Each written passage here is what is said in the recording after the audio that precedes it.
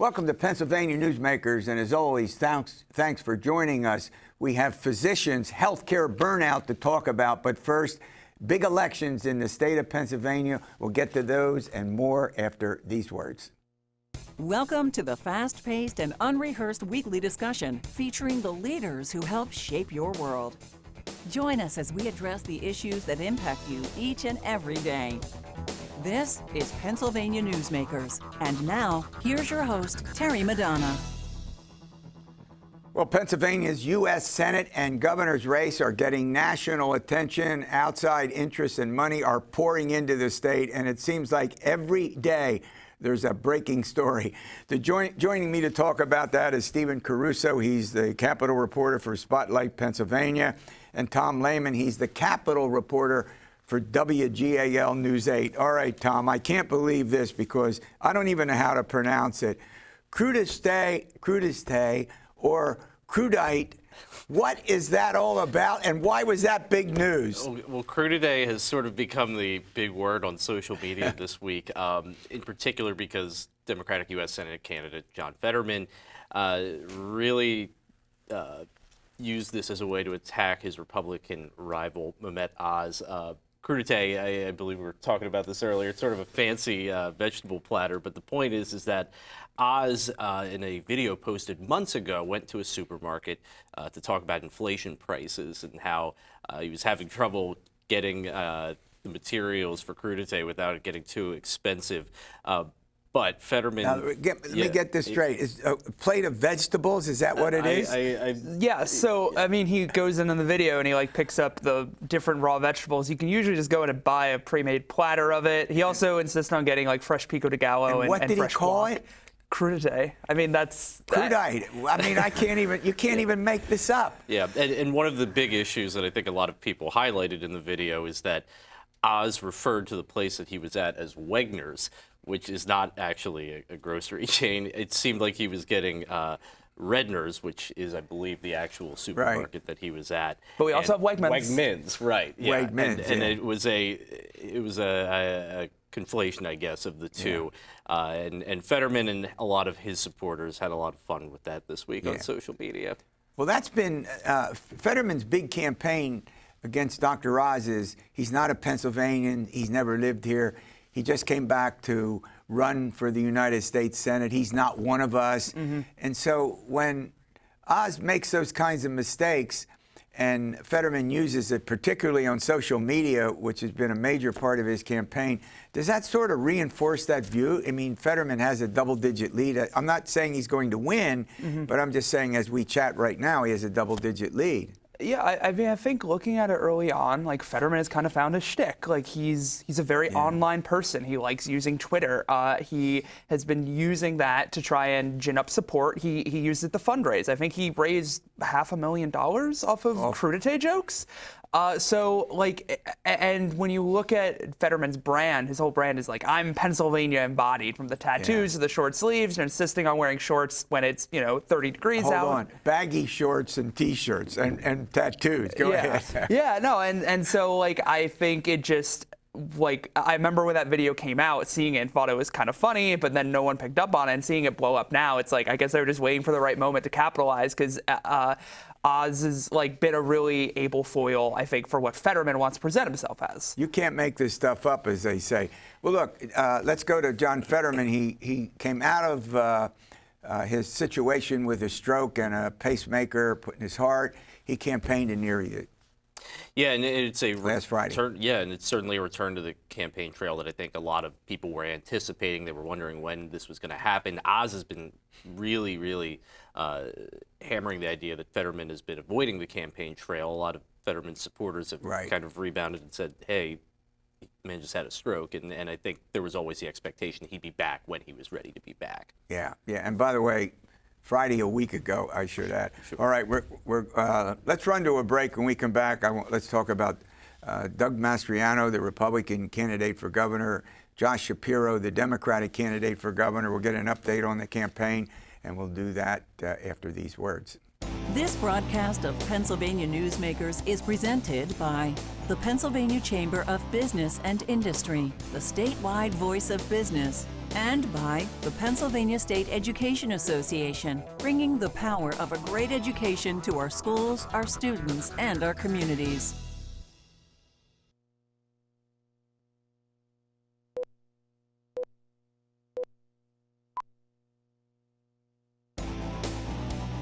This broadcast of Pennsylvania Newsmakers is brought to you by the Pennsylvania Highway Information Association, the go-to source to learn about transportation projects and issues. Please visit pahighwayinfo.org. And by the Pennsylvania Manufacturers Association. Business in Pennsylvania is our business. All right, Stephen. Traditionally, organizations would, sponsor debates. Doug Mastriano has conditions on debates, I should say, with Josh Shapiro. What's that all about? So yeah, Doug Mastriano put out a letter this week that he sent to the Shapiro campaign, basically saying, I'm only going to debate you if on my terms, which are we each pick a moderator, we each pick which press comes in. He accused groups that normally would moderate debates, the League of Women Voters, media outlets, TV stations, of having hidden partisan biases that would make a debate unfair. So I think I saw a lot of right-wing media parroting this and saying this is what they want. And nationally, we've seen, I think, Republicans back away from debates for the presidential election. So, I mean, and then even in the primary, we saw some Republican candidates putting conditions on how they'd participate in debates, like wanting a Republican moderator. Right. So it kind of fits into this trend of Republican candidates who've been, I think, concerned about coming forward and doing debates under the terms we've normally seen them under. Yeah, but the campaigns also have to agree on folks like you, being there. Literally just being at the debate, correct? Yeah, there's some stipulations that Mastriano laid out about credentialing and who gets in. But they did also say in that letter that they want this to be a feed that everybody can use, everybody can report on. I think a lot of the questions that the Shapiro camp sort of rose out of the letter, though, they said, listen, this is going to shut out a lot of media agencies, organizations that should have normally the type of involvement in debates that you usually see. So it looks like how, in all fairness to Mastriano, he has sort of moved in the past week away from the subjects of a corrupt election and opposed to mail-in balloting. And he's now talking a little more about the economy, suggesting deregulation. I think he did that in a speech up in the northeastern part of our state. Is he moved? I guess his advisors are saying you can't stay on this narrow range of subjects. Yeah, and we saw that with abortion, where he attempted to try and pivot how he talks about it. He said well, as governor, my opinions on abortion don't matter on a radar interview or something to that effect. And that's just wrong. I mean, if you are going to be governor, your position of a policy matter. And Mastriano has said a lot of things, and this pivot always happens. I think politicians try to talk about one thing in the primary, another in the general. I think just across the board, it's kind of on the media here to make sure we're holding people accountable for what they talk about all the time and not just in the 3 months before an election. Yeah. You want to add anything? Well, I was just going to say that, one of the other issues is that Shapiro has been able to use the fact that he has such a larger campaign cash bank account on hand, if you will, to really just hammer Mastriano on a lot of his previous positions, on a lot of his previous dealings, simply because he's able to go out there and use that too. Yeah, I want to go to another subject, but before I do, in all fairness, in the Real Clear Politics average, Fetterman as well as Shapiro have double-digit leads. Now, I'm not suggesting it will stay that way. It can change, as you know. All right, big pay raise for state lawmakers this week.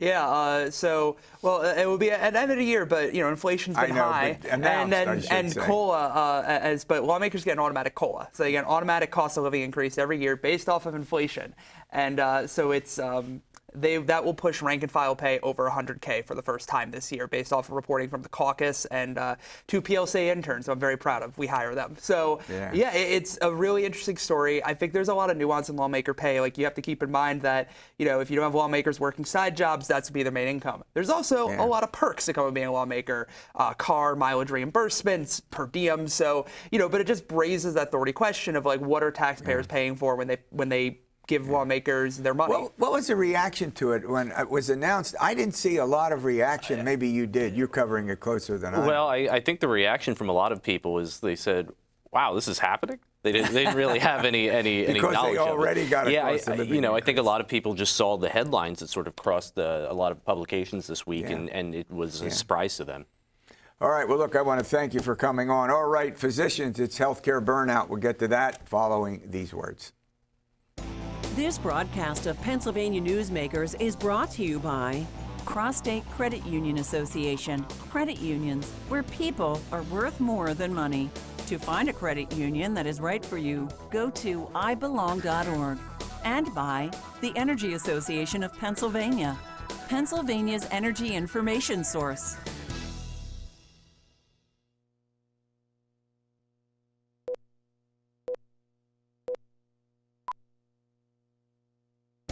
This broadcast of Pennsylvania Newsmakers is brought to you by the Association of Pennsylvania State College and University Faculties, representing the faculty and coaches who are devoted to providing quality public higher education for Pennsylvania's college students. Well, joining me to chat about healthcare burnout is Dr. David Talenti. He's the president of the Pennsylvania Medical Society. The doctor was on a couple of weeks ago, and we talked about patients, a whole variety of situations affecting patients' health care. But let's take some time today and talk about physician health care and a whole variety of situations confronting them. Doctor, welcome to the program. Thanks, Terry. It's good to be here. Good to be with you. All right, topic number one, healthcare burnout. Sure. And we don't talk about this, Doc. Yeah. So I'm in my, believe it or not, my 35th year of practice. And what we were always taught, both nurses and physicians, is put the patient's needs first, put your needs up on the shelf. And that's what we do. So most docs, the way they practice is that they do just that, and they don't pay attention to their own health care, their own burnout, anxiety, depression. And we're trying to educate them with respect to, taking an inventory of their depression, their anxiety. Before the pandemic, the National Institute of Medicine did a survey, and looking at nurses and docs, they actually found staggering numbers. I mean, I thought I knew all this. And I can tell you, in the last couple of weeks of prepping for this, the numbers were staggering to me. So before the pandemic, we had 35 to 45% of doctors and nurses having symptoms of burnout. 35 to 45%, a little less than half. Before the pandemic. Now we're getting numbers that will be out early September with the pandemic, and obviously the pandemic didn't help those numbers. They're just making them worse. What are some of the symptoms? Sure. So being more insular, depression, anxiety. We have numbers that look at docs doing this, and up to a half of docs, 47% of docs, have symptoms of depression, anxiety. Their colleagues note they're more insular, quieter, and that's what gets us started, right? We're going to talk a little bit later about physician suicide. That's what gets us started, is having them become more insular, to come to themselves. They don't look at their own symptoms. They're always putting patients first. Patients first always. Yeah. When I trained, my faculty would tell me, "Suck it up, Buttercup."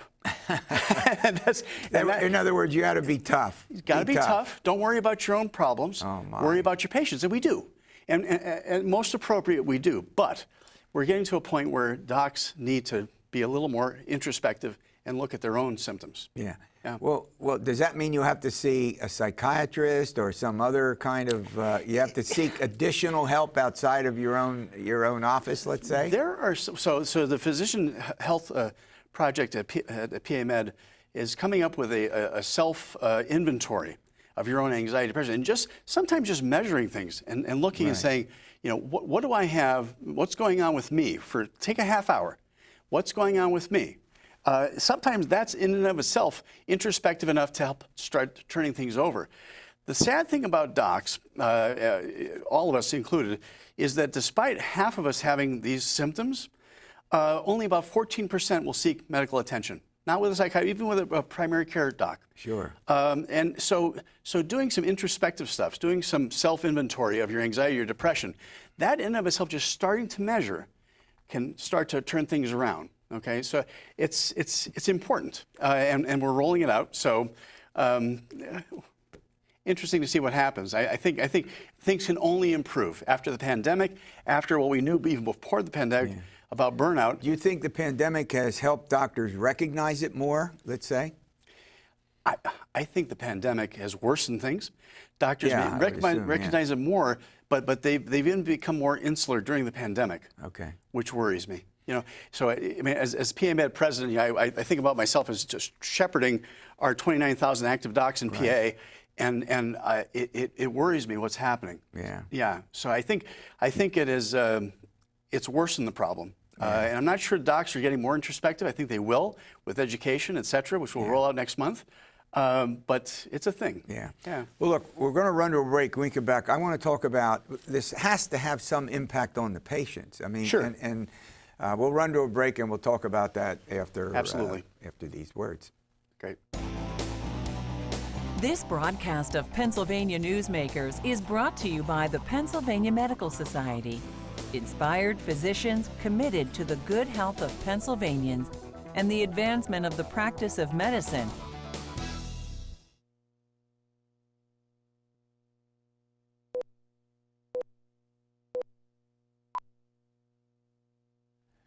Dr. David Talenti, the president of Pennsylvania Medical Society, is my guest for these couple of segments of Pennsylvania Newsmakers. All right, this has to have an impact on, now instead of saying the public, how about this, the patient? The patient. Patients first, always. So an impact, to be sure. Here's the good news, though. I don't want to scare people out there. So even though there's burnout, there's physicians are becoming more insular, we have many layers of patient safety set up, so that even if the doc is not on his or her best game, there are nurses, there are nurse practitioners who are helping us to make sure the patient stays safe. Okay. Right. So having said that, you have to believe, we don't have data on this yet, they're measuring this. You have to believe that if a doc is not on her or his best game, that the quality of care may suffer somewhat. No one's in danger, to be sure. Sure. But we want to make sure that if we can fix this, that we bring patient care back up to a level of I'll say a diamond level instead of a platinum level. Okay, and we're looking at it. I think the patients are still safe. They're still getting good health care. They're still meeting the standard of care. I think that they're doing fine, but I don't want them to do fine. I want patients. To do 120% instead of 100%. Well, I noticed that in my own case, when I go in to see my one of my physicians, often a nurse assistant will, apply the actual treatment. Sure. And that has become much more common, it seems to me, in the last decade or so. It has. And again, like I said, I've been doing this for over 30 years. And what I've seen in the last 10 years is that we have all this information being collected for us so that we can look and zoom this, not to make a metaphor, but zoom this before we see the patient, and we're much better prepared to come and see the patient, ask the right questions when we go into the exam room than we were 10 or 20 years ago even. The data's there, the computer's there. I used to hate computers, right? When I started doing this, you write a little note on the chart. When my physician has right there, and he reads through everything, and he turns to me, and he has all these questions, and I'm Exactly. thinking, I don't even remember some of this. If I knew when I was a kid that I'd have to learn typing, what they call keyboarding now, but Right. but every day we're sitting down at a computer. But it's a double-edged sword. Yes, you have to put the data in, but the data's there, comes up on the screen, and we can provide much better health care than we did 20 years ago. Yeah, there you go. All right, recognizing burnout or mental stress, how does that happen? Yeah, so that has to be tough. It's tough. It's tough. Docs and nurses, for that matter, they're not introspective. They keep putting the patient first, which is appropriate. Having said that, taking a small part of time out of the day to do an inventory of your anxiety, your depression, et cetera. And again, the physician health program at PA Med is coming out with a list coming out in early September for docs to use each day to say, let me just take a look and see what's going on. I mean, am I this, am I that, am I that? Otherwise, I can tell you right now from my own opinion, I don't, and I should. Yeah. That in and of itself, the self-measurement is going to help quite a bit. Absolutely. They don't have to see a psychiatrist. They don't have to see a But let me ask you interrupt you and ask you this question. Should there be physicians who just specialize in recognizing this, that physicians like you can go to see? Well, we have that. Oh, so the PA Med's physician health program, this is what we do. Okay. is both not only recognizing burnout, but addiction, other things. And there's help for docs. And part of the thing is getting that out to the doctors. We have 29,000 practicing docs in PA. Getting this out to them that they have these resources. And we're going to spell that out in a big kind of way. A week before Physician Suicide Recognition Day, which is September 17th, the week before that, we are going to roll that out in a big kind of way to show them there are resources. All you need to do is pick up the phone and call, and there's help out there. Yeah, for docs. well, I think this is an important aspect of, we talked about, recognizing it, but you have to do something about it once it gets recognized. Absolutely. Absolutely. And, Yeah. and there's help out there. There's help that's not, most docs, I'll tell you right now, most docs will say, I'm too busy, I don't have time for this. Yeah. But having said that, once they see the self-help that can happen, maybe even taking only a half an hour a day out to try to reverse this, it's a big deal. We're going to take a really big swing at helping this in the next month. I hate to ask this next question because it's obviously extraordinarily serious, physician suicide. Yeah, and right. So I've been in the Scranton area practicing for about 6 years now. But prior to that, I was at the Guthrie Clinic in northern Pennsylvania, about 250 docs. And in the last 10 years I was there, I had 3 friends. Oh, my. Plastic surgeon, ENT doctor, and a dermatologist commit suicide. And it's a thing. It's a huge thing. And what we're seeing is that if you look at the national numbers, 300 to 400 doctors a year are committing suicide. So if you put it another way, about 1 doctor every day is committing suicide. It's heartbreaking. If we can't turn the tide on burnout, depression, anxiety, it's just going to get worse. And I'm a little emotional about it. Well, no, I'm completely understanding. Yeah. So it's one of these things that dives deep in me. I want to get us turned around with the burnout, with the depression, with the anxiety, and try to stem the tide. I'm sure most patients out there who are watching us today have no idea. Yeah. 1 minute left. Physician Suicide Awareness Day is September 17th. And the week before that, you're going to see on our social media for Pennsylvania Medical Society, the PHP, the Physician Health Program, you're going to see lots of social media coming out with education and what can be done about this. All right, look, thanks. Really important update. Appreciate it. Thank you. All right, we'll see you next week for another edition of Pennsylvania Newsmakers. And as always, you stay well.